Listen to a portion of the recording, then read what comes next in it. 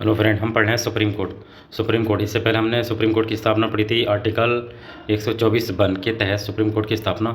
आज हम पढ़ा मुख्य न्यायाधीश की नियुक्ति आर्टिकल 124 दो के तहत सुप्रीम कोर्ट के मुख्य न्यायाधीश की नियुक्ति कौन करता है और कैसे होती है इसकी नियुक्ति। तो सुप्रीम कोर्ट यानी कि सर्वोच्च न्यायालय के मुख्य न्यायाधीश और तथा अन्य न्यायाधीशों की नियुक्ति कौन करता है? राष्ट्रपति करता है। एक मुख्य न्यायाधीश और इसके साथ में जो अन्य न्यायाधीश है उनकी नियुक्ति कौन करता है? राष्ट्रपति करता है। सर्वोच्च न्यायालय के न्यायाधीशों की नियुक्ति के बारे में प्रावधान अनुच्छेद 124(2) में दिया गया है। इसमें कहा गया है कि राष्ट्रपति जो है उच्चतम न्यायालय यानी कि सुप्रीम कोर्ट के और उच्च न्यायालय यानी कि हाई कोर्ट, ठीक है, सुप्रीम कोर्ट हाई कोर्ट के ऐसे न्यायाधीशों से परामर्श का मतलब होता है सलाह करने, इन दोनों से सलाह करने के बाद जिनसे परामर्श करना वे आवश्यक समझे।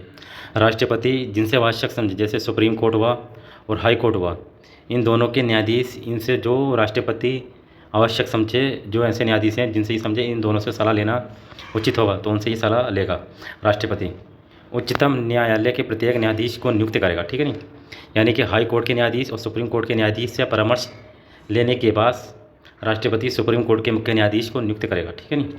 अतः स्पष्ट है कि संविधान में मुख्य न्यायाधीश की नियुक्ति के लिए कोई अलग से प्रावधान नहीं है, यानी कि सुप्रीम कोर्ट के जो मुख्य न्यायाधीश नियुक्त होंगे इसके लिए कोई अलग से कोई आर्टिकल नहीं है, कोई अलग से कोई प्रक्रिया नहीं है।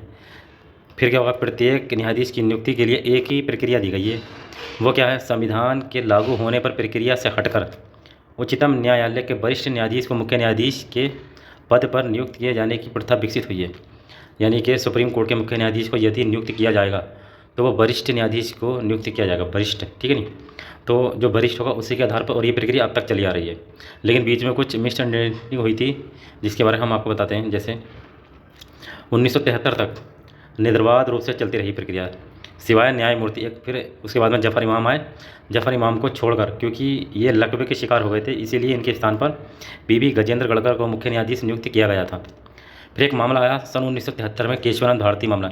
ये संविधान की सबसे बड़ी पीठ थी, इसमें 13 न्यायाधीशों की जज बैठी थी। इसमें ये कहा गया था कि इसमें, आगे हम बताते हैं आपको, इसके पश्चात जो 3 न्यायाधीश थे केशवानंद भारती, इसमें न्यायमूर्ति JS सेलट, KS हेगड़े तथा AN ग्रोवर, इनकी उम्र ज़्यादा थी, यानी कि वरिष्ठता के आधार पर इनको न्यायाधीश बनाया जाएगा, लेकिन ऐसा नहीं हुआ, उल्लंघन किया गया, क्योंकि इनकी वरिष्ठता का उल्लंघन कर न्यायमूर्ति अजीत नाथ रे को मुख्य न्यायाधीश नियुक्त करते हैं। किसने कर दिया?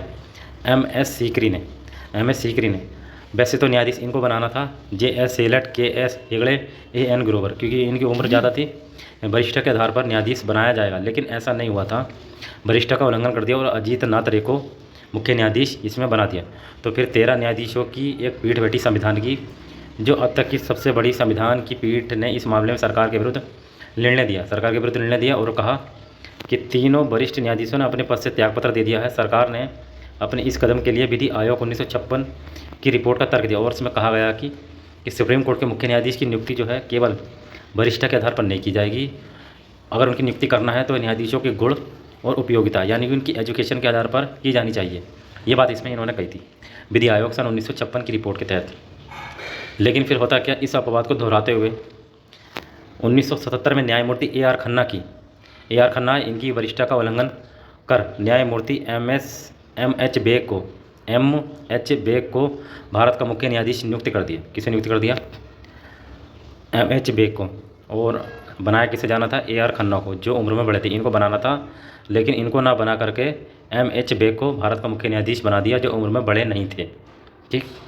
इसके बाद 2 मामलों को छोड़कर मुख्य न्यायाधीश की नियुक्ति के सदैव वरिष्ठता के सिद्धांत को अपनाया गया उसके बाद में। और 1973 में फिर एक प्रस्ताव पारित हो गया कि अब जो है वरिष्ठ के आधार पर सुप्रीम कोर्ट के मुख्य न्यायाधीश की नियुक्ति की जाएगी। तो सन 1993 में उच्चतम न्यायालय ने बहुमत से ये निर्णय दिया कि भारत के मुख्य न्यायाधीश के पद पर उच्चतम न्यायालय के वरिष्ठ न्यायाधीश की ही नियुक्ति की जाएगी, और इसके लिए supreme court advocate on record association बनाम भारत संघ 1993 पारित किया गया। और इसके आधार पर यह कहा गया कि अब जो भी सुप्रीम कोर्ट के मुख्य न्यायाधीश नियुक्ति किए जाएंगे वे केवल वरिष्ठता के आधार पर उनकी नियुक्ति होगी, यानी कि उनकी गुण और एजुकेशन के हिसाब से नियुक्ति नहीं की जाएगी, वरिष्ठता के आधार पर उनकी नियुक्ति की जाएगी सुप्रीम कोर्ट के मुख्य न्यायाधीश के बारे में। तो मुख्य न्यायाधीश के बारे में ये कुछ चर्चा थी जो आर्टिकल 124(2) बताता है। 124(2) क्या कहता है कि सुप्रीम कोर्ट के मुख्य न्यायाधीश जो है उनकी नियुक्ति कौन करेगा? राष्ट्रपति करेगा, ठीक। लेकिन राष्ट्रपति जो हाई कोर्ट हैं और जो सुप्रीम कोर्ट हैं, इनमें जो मुख्य न्यायाधीश हैं जिसे राष्ट्रपति चाहे उनसे ये सलाह लेगा। सलाह लेने के बाद फिर भारत के मुख्य न्यायाधीश की नियुक्ति राष्ट्रपति करेगा। ये आर्टिकल 124(2) के तहत दिया गया है। तो ये मुख्य न्यायाधीश की नियुक्ति के बारे में था। आई होप आपको समझ में आया होगा। इसके बाद हम नेक्स्ट लेक्चर पढ़ेंगे।